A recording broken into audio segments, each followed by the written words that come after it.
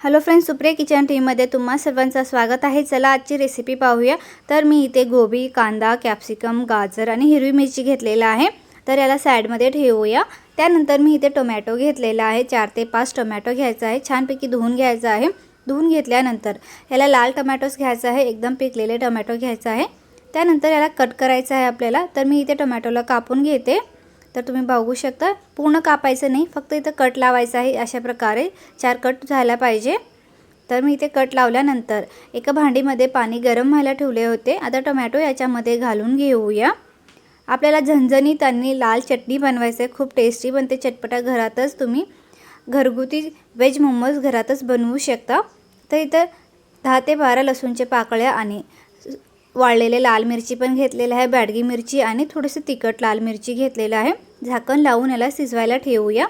त्यानंतर मी इथे एक बाउलमध्ये 1 कप गव्हाचा पीठ घेतलेला आहे। त्यानंतर त्याच कपने मी इथे 1 कप भर एवढा मैदा पण घेत आहे। तुम्ही दोन्हीपैकी कुठलाही एक घेऊ शकता। त्यानंतर थोडंसं मीठ घालून घेऊया, चिमूटभर मीठ बघून घाला, तुम्हाला चवीपुरतं मीठ घालू शकता। त्यानंतर थोडंसं पाणी घालत त्याला घट्ट पीठ मळून घ्यायचं आहे। घट्ट झालेलं पाहिजे, जास्त पातळ पीठ नाही मळायचं आहे। आता पीठ मळून घेतल्यानंतर थोडंसं वरून तेल लावून परत एकदा मळून घेऊया। तेल लावल्याने खूप छान वाटते, शायनिंग पण येतं। तर याला परत एकदा तेल लावून हलक्या हाताने मळून घ्यायचं आहे। त्यानंतर परत एकदा वर तेल लावून याला झाकण लावून 10 मिनिटं याला साइडमध्ये ठेवूया रेस्टसाठी। आता छानपैकी तेल लावून घ्यायचं आहे चारी तऱ्हेने। ते तेल लावल्यानंतर झाकण लावून याला साइडमध्ये ठेवूया। आणि जे टोमॅटो चटणीसाठी आपण इथे शिजवायला ठेवले होते ते पण शिजून थंड झालेले आहे, तुम्ही पाहू शकता। थंड झाल्यानंतर याला मिक्सर जारमध्ये घालून ग्राइंड करून घ्यायचं आहे। तर मी ते पाणी काढून याला घालून घेते याच्यामध्ये। तुम्ही पाहिजे असेल तर टोमॅटोचं साल काढू शकता, नाही तर तसं पण घालू शकता। तर मी ते टोमॅटोचं साल काढलेलं आहे, तर या मिक्सर जारमध्ये घालून घेतलेलं आहे सगळं। आता घालून घेतल्यानंतर याच्यामध्ये चवीपुरतं मीठ घालून घेऊया। तुम्ही तुमच्या टेस्ट अकॉर्डिंग घालू शकता, कमी जास्त। आणि थोडंसं अद्रक पण घातलेलं आहे। तर अद्रक घातल्यानंतर थोडंसं पाणी घालून घ्यायचं, तेच पाणी घालायचं आहे आणि छान असं पेस्ट तयार करून घ्यायचं आहे। पेस्ट तयार करून घेतल्यानंतर मी इथे गॅसवर पॅन ठेवलेला आहे आणि 1 टेबलस्पून एवढं तेल घातलेलं आहे। तेल छानपैकी गरम झालं पाहिजे। तेल गरम झाल्यानंतर जे चटणी आपण पेस्ट करून घेतलेलं आहे ते याच्यामध्ये घालायचं आहे आणि तेलामध्ये छानपैकी याला शिजवून घ्यायचं आहे। तर सगळं मी इथे चटणी घातलेलं आहे, पेस्ट जे पाहिजे तेवढं तुम्हाला। आणि त्यानंतर मी इथे 1 टेबलस्पून एवढं विनेगर घेतलेलं आहे। जर विनेगर नसेल तर तुम्ही या जागी निंबूचा रस पण घालू शकता। त्यानंतर 1 टेबलस्पून एवढं सोया सॉस घेतलेला आहे। डार्क सोया सॉस आहे, थोडंसं कमी पण घेऊ शकता। तर मी इथे 1/2 टीस्पून भर एवढं घेतलेलं, 1 टीस्पून भर एवढं। त्यानंतर इथं टोमॅटो केचप पण घेतलेलं आहे 1 टेबलस्पून एवढं। तुम्ही पाहिजे असेल तर इथं रेड चिली सॉस पण यूज करू शकता। आता सॉस घातल्यानंतर थोडंसं आपण साखर घालूया। साखर घातलेले आणखी टेस्ट वाढतं।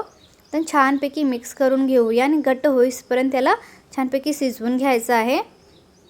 तर तुम्ही पाहू शकता एकजीव झालेला आहे तेलामध्ये, छानपैकी आपली चटणी रेडी झालेली आहे। आणि त्याला साइडमध्ये ठेवूया। त्यानंतर इथे मोमोजसाठी सारण तयार करून घेऊया।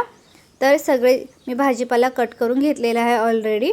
आता गॅसवर कढई ठेवल्यानंतर 1 टेबलस्पून एवढं तेल घालून लसूण आणि अद्रकला थोडंसं मी इथे कुटून घेतलेलं आहे। जास्त बारीक पण कुटून घ्यायचं नाही, थोडंसं मोठंसं राहिलं तर तरी पण चालेल, नाही तर तुम्ही इथे पेस्ट पण घेऊ शकता। आणि छानपैकी याला मिक्स करून घ्यायचं आहे। मिक्स करून घेतल्यानंतर जे भाजीपाला आपण घेतले होते ते कट करून घेतल्यानंतर याच्यामध्ये घालून घेऊया एक एक करून। पहिल्यांदा आपण इथे हिरवी मिरची घालूया, त्यानंतर कांदा घालूया। एकदम बारीक, जितकं तुम्ही बारीक कट कराल तितकं छानपैकी तुमचं सारण तयार होईल। तर इथं मी एक एक करून घालत आहे। ढोबली मिरची पण आणि गाजर पण घेतलेलं आहे मी। जे तुमच्या घरात भाजीपाला अवेलेबल आहे ते तुम्ही घेऊ शकता, एखादा स्किप पण करू शकता। तर मी इथे गोबी पण याच्यामध्ये घालून छानपैकी मिक्स करून घेते। त्यानंतर चवीनुसार मीठ घालून घेऊया, तुम्ही तुमच्या अकॉर्डिंग कमी जास्त घेऊ शकता। आणि त्यानंतर इथे मिरेपूड घालत आहे मी 1/2 टीस्पून भर एवढं आणि 1 टीस्पून भर एवढं सोया सॉस पण घालत आहे। सोया सॉस घातल्याने आणखी टेस्ट वाढतं। आणि छानपैकी याला मिक्स करून घेऊया। तुमचं सारण छानपैकी मोमोजमध्ये सेट व्हायला पाहिजे असेल तर तुम्ही 1 चमचा भर एवढं कॉर्नफ्लोअरमध्ये पाणी घालून छानपैकी एक स्लरी बनवून घ्या आणि ती स्लरी याच्यामध्ये मिक्स करा आणि छानपैकी तुमचं सारण बाहेर येत नाही, तसंच छानपैकी स्टफिंग राहतं तुमचं मोमोजमध्ये. आता कॉर्नफ्लोअरची स्लरी घातल्यानंतर छानपैकी याला शिजवून घ्या. घट्ट सारण आपलं तयार झालेलं आहे आणि पीठ पण छानपैकी इथं परत एकदा मी मळून घेतलेलं आहे. तुम्ही पाहू शकता पीठ पण रेडी आहे. तर चला छोटे छोटेसे एक बॉल्स करून याचे छोटे छोटेसे पुऱ्या पण लाटून घेऊया. तर थोडंसं मळून घेते, त्यानंतर अशा प्रकारे मी इथे बॉल्स करून घेते. बॉल्स करून घेतल्यानंतर याचं पुऱ्या करून घ्यायचं आहे. जसं तुम्ही पुऱ्या करता, खूप मोठे नाही, छोटे पुऱ्या करायच्या आहेत. तर लाटून घेऊया याला. बघू शकता अशा प्रकारे छोटे पुऱ्या रेडी करायचे आहेत. मी एकदम 3, 4, 5 पुऱ्या लटवून घेते पहिल्यांदा आणि त्यानंतर याच्यामध्ये आपण जे सारण तयार केलं होतं ते सारण याच्यामध्ये घालून छानपैकी स्टफिंग करून घेऊया.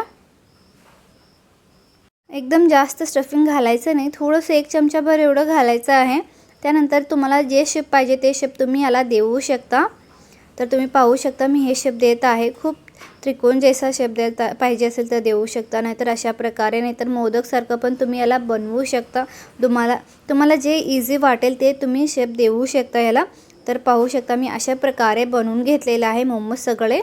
तर इथं स्टीमला पण ठेवूया. तुमच्या घरात जर स्टीमर असेल तर स्टीमरमध्ये स्टीम करू शकता, नाही तर जे आपण इडली बनवतो ना इडली मेकरमध्ये पण तुम्ही स्टीम करू शकता, नाही तर अशामध्ये एक चाळणी वगैरे ठेवून पण स्टीम करू शकता. आता याच्यामध्ये मी एक एक करून मोमोज ठेवते आणि छानपैकी वाफून घेते. याच्यामध्ये जेवढे बसेल तेवढेच मी ते ठेवून घेत आहे आणि झाकण लावून छानपैकी 10 ते 12 मिनटं वाफून घेऊया मीडियम फ्लेममध्ये. आता मोमोज आपले रेडी झालेले आहेत. Healthy and tasty veg momos ready आहेत.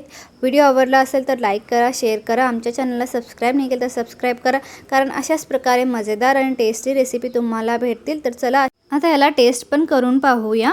खूप सॉफ्ट वाटत आहे, झणझणीत चटणी पण तयार आहे.